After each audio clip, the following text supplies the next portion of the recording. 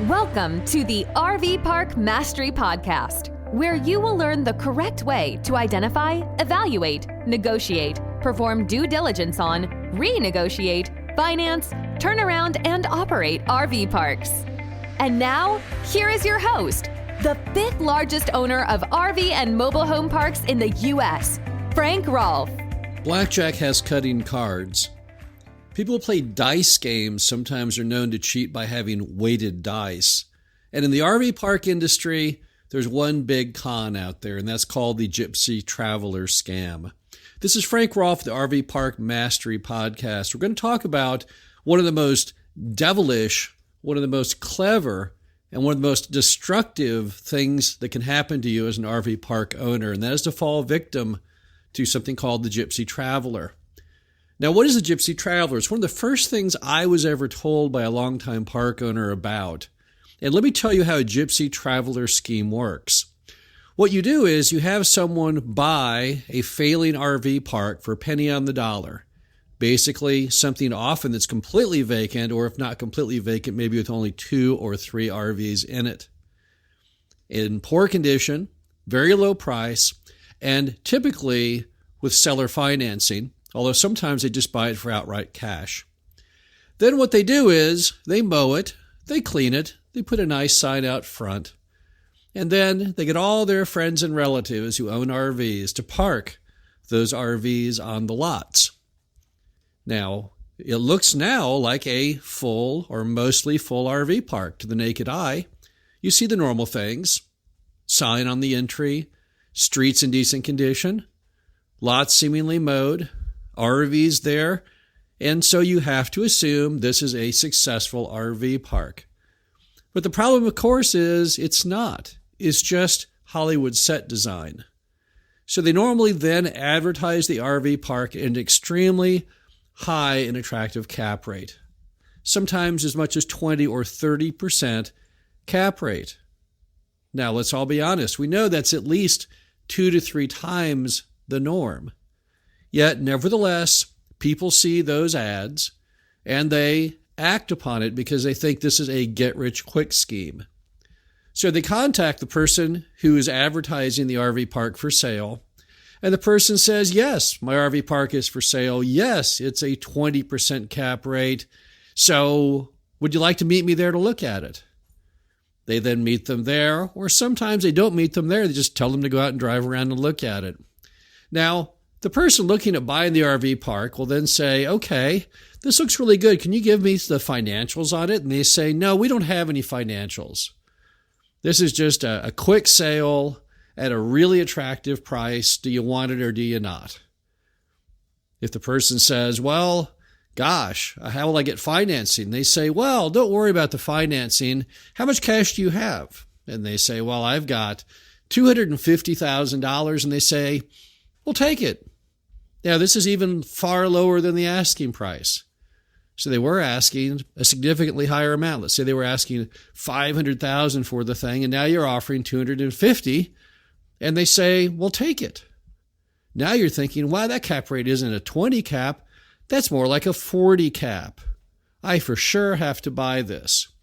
So you go and you get your cashier's check for $250,000, wipe out your bank account, go down to the title company, you close, you get a real title to the RV park, and everything's great.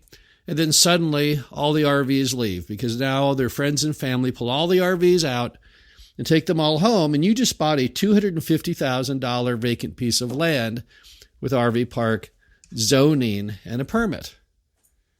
Now, why do they take the $250,000? Because they only paid $50,000 for it just recently, maybe a month or 2 earlier, before they started to clean it and groom it and get it ready for the scam. Now, the problem is you think, well, can I call law enforcement? No, they've committed no crime.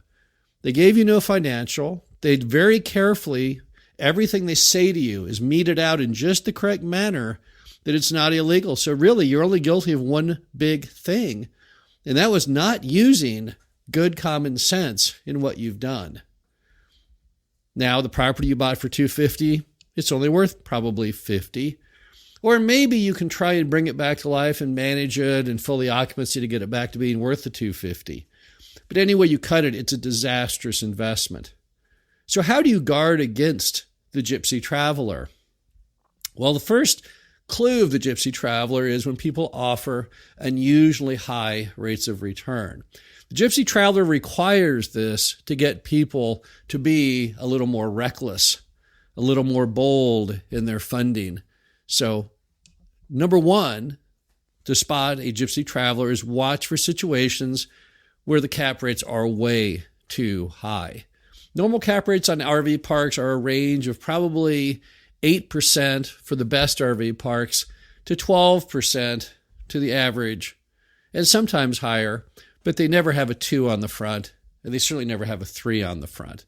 So things that have close to a 20 or a 30 cap rate, you know there's something wrong with it. Number 2, never buy an RV park that has no prior financial guidance. If you want to buy an RV park that's been taken back in foreclosure by a bank, then it's very possible that you would have no operating statements except during the period where the bank owned it. And the bank then will give you correspondingly a low price for it because there are no operating statements to go by. However, if you're buying something from a third party, you've got to have statements. If they do not have statements, that is a terrible, terrible sign of something bad going on. Also, the person who buys a Gypsy Traveler typically doesn't do any due diligence. Now, you can find the Gypsy Traveler in a number of ways with even the most minimal due diligence. You can talk to neighboring property owners to see if they've ever seen anything in it. But the most important thing you can do to figure out the Gypsy Traveler is to look at simply the byproducts of human existence. Remember that in any RV park, people do use utilities. What do they use? Well, if this is in the city, water, and even whether it's county or city, electricity for sure. And we all know roughly how much water, how much electricity an RV would use. So I can then see, by getting copies of the past water sewer bills and electrical bills to the RV park, whether or not it had occupancy. In the case of the Gypsy Traveler, what it would show is virtually no electrical usage because there's nobody in there running any power. Additionally, no water or sewer usage. And you wouldn't even see it after all those RVs have been parked in there because typically there's nobody in them. They're just storing them there as opposed to storing them at a mini storage facility. So if you just put in some cursory diligence, you would immediately spot the Gypsy Traveler scam way, way out front. Now, what does it mean when you do the Gypsy Traveler? Does it mean that you are a fool? Yes, it does mean you are a fool. And the problem is, again, the Gypsy Traveler requires you to not put in any thought or diligence into your transaction. That is a terrible, terrible concept. You know, it's funny. People put more care sometimes into just household appliances, like a television, than they do in buying real estate.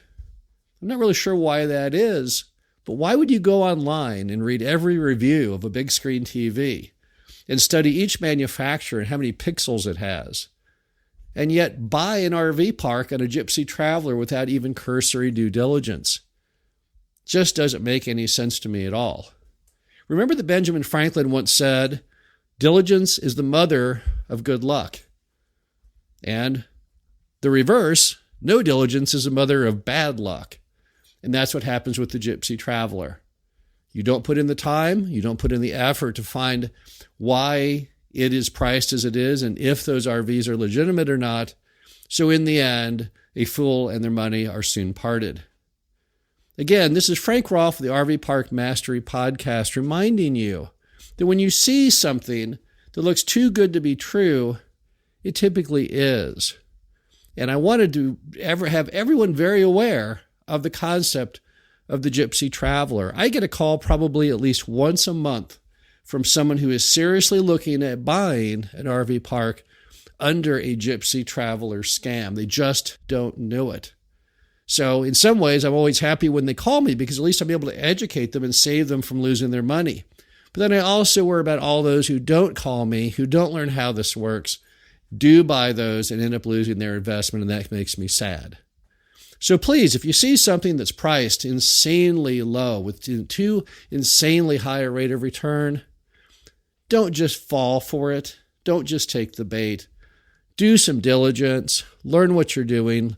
Learn about the property. Make sure it's legitimate, and don't fall victim to the Gypsy Traveler scam.